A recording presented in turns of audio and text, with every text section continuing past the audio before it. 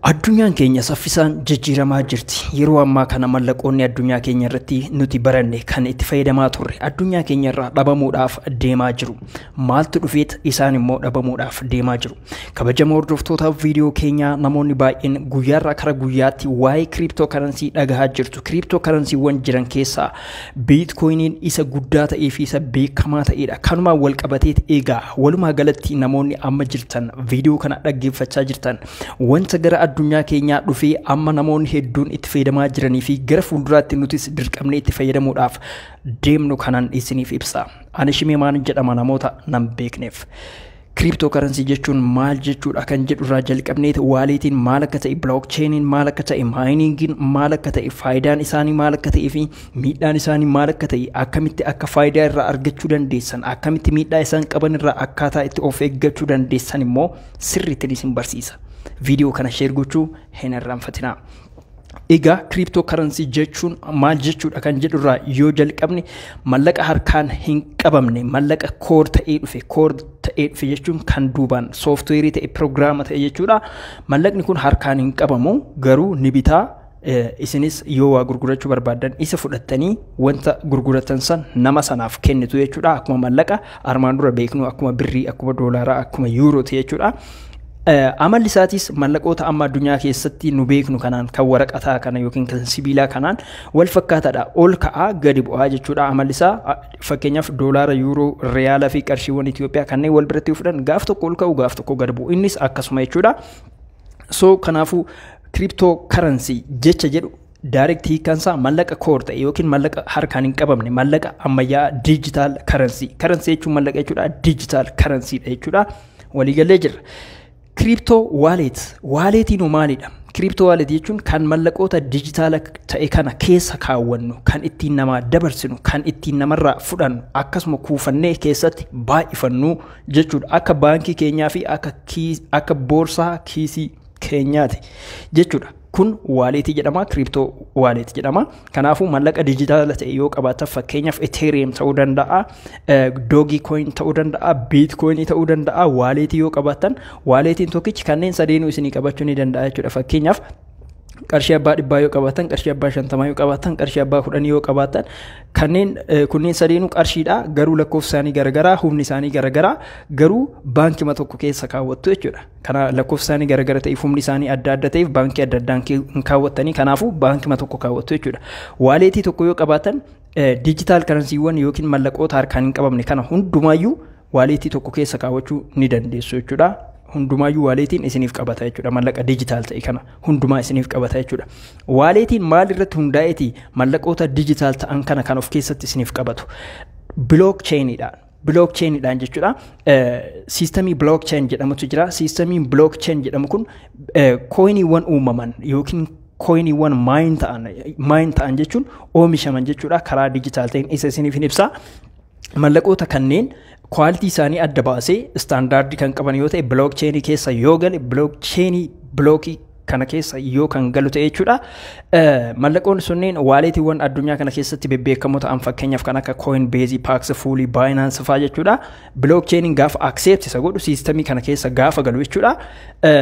Mallaqa kanneen isiniif fudhachuu, isiniif kaa'u, isiniif dabarsuu jalqabu jechuudha. Kanaafuu gaafa systemii blockchain keessatti coiniin tokko argame walleetiiwwan addunyaa kana keessa jiranis mallaqa san fuudhanii kaa'uu fi sosochoosuu ni jalqabu jechuudha. Blockchainiin systemii walumaa galatti Bitcoin kunniin sistemiiwwan Ethereum, sistemiiwwan coiniiwwan digitaala ta'anii mallaqoota digitaala ta'anii kunniin walumaa galatti blockchain jedhama teeknikiin isaa jechuudha.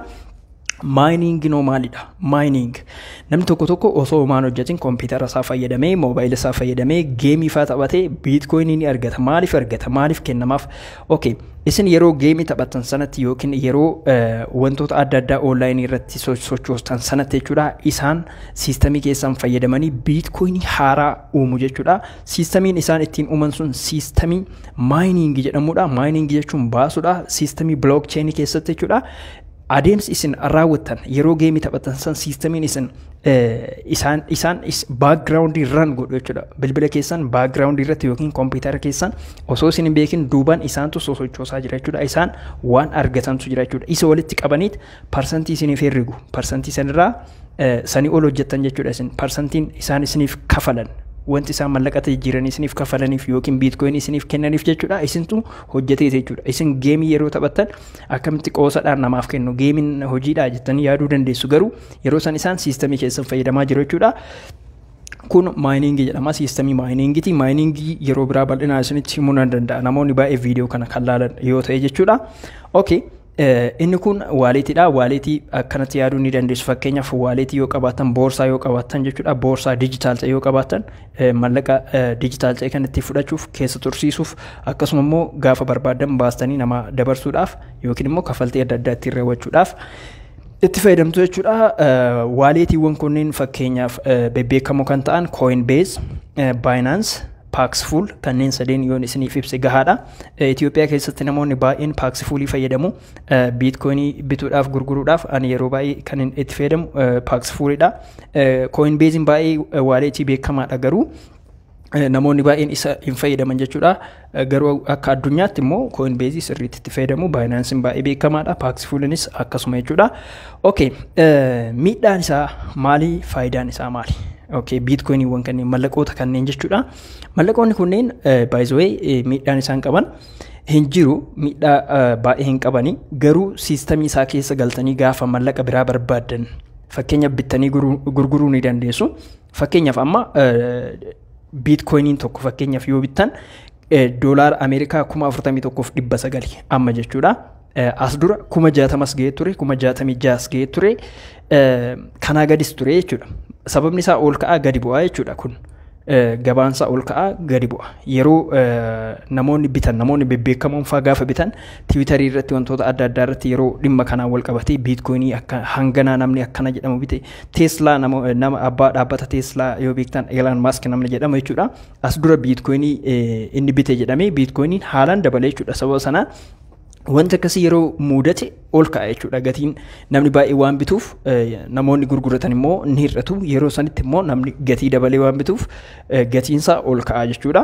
So amma isin yeroo gatiinsaa ol ka'isan biitcoiniin barbaadamaa jira jettanii yoo kan bittan ta'e gaafa gad deebi'e fakkeenyaaf amma gad deebi'ee jira. Yeroo kanatti yoo kan bittan ta'e yeroo sanitti kan bittan yoo ta'e amma gurgurachuudhaaf yoo barbaadan ni kasaartu jechuudha. Kanaafuu mallaqa keessan qabatee taa'ee jechuudha hanga gaafa ol ka'uutti. Miidhaan isaa kana jechuun daldala biroo irrattis ni beektu. Daldalli birootis akkanuma jechuudha. Fiizikaalii kan hojjettan hojiiwwan adda addaa kan hojjettan yoo jiraate jechuudha. Hojiin yeroo tokko ol ka'a yeroo gadi bu'us qaba jechuudha. Okay. Kanaafuu yeroon isin bittan yeroo inni rakasa ta'e yeroo namni baay'inaan waan isaa miidiyaa irratti naasofne ta'uu qaba jechuudha. Amma fakkeenyaaf doolaara 41,900 irra jira biitcoiniin tokko jechuudha. Amma 41,900 qarshii kana baastanii osoo bittanii biitcoinii tokko guutuu bittu jechuudha. Isin yoo barbaadan kan doolaara 15-20 illee bituu ni dandeessu yoo barbaadan jechuudha. Inni immoo biitcoinii guutuun jedhamu gara saatooshiitti gadi xiqqaati. Saatooshii jedhama. Saatooshii jechuun 0.000 gaafa ta'e duwwaa tokko gadi gaafa ta'e saatooshii jedhama. Sharafa isaa jechuudha. Saantimoota isaa biitcoinii tokkorraa gara gadiitti gaafa buutan saatooshii jedhama jechuudha. Koiniiwwan birootiifis saatooshii jedhama jechuudha. So qarshii doolaara 15 akkasirraa sanii gadiinis bituu ni dandeessu dheetiin yaada akkuma waaleetiin keessan fii fudhatutti jechuudha. Okay, gama biraatiin yeroon ammaa kun waan gadi bu'ee jiruuf yoo bittan fakkeenyaaf ol ka'ee 66,000 bakka duraan turetti yoo kan deebi'u ta'e garaagarummaan isin argattan baay'ee guddaa ta'a jechuudha. Naannoo qarshii 25,000 argattu jechuudha. Qarshii 40,000 bittanii 41,000 bittanii gara qarshii 25,000 argattu jechuudha. Fakkeenyaaf amma yoo bittan jechuudha. Yeroo sanatti yoo gurgurtan qarshiin kun baay'ee guddaadha jechuudha. Already namni qarshii Itoophiyaa miliyoona tokkoon bite naannoo qarshii 500,000 argachuu danda'a jechuudha. Wanti kun waggaa guutuu dhabuu danda'a. Ji'arraa ka'uu danda'a yookiin boru ka'uu danda'a. Hin beekamu jechuudha. Garuu gaafa gadi bu'e bituun baay'ee gaariidha. Kanaafuu yeroo gadi bu'e xiqqeessanii yoo bitan gaariidha. Gaafa ol ka'e immoo ni gurgurattu jechuudha.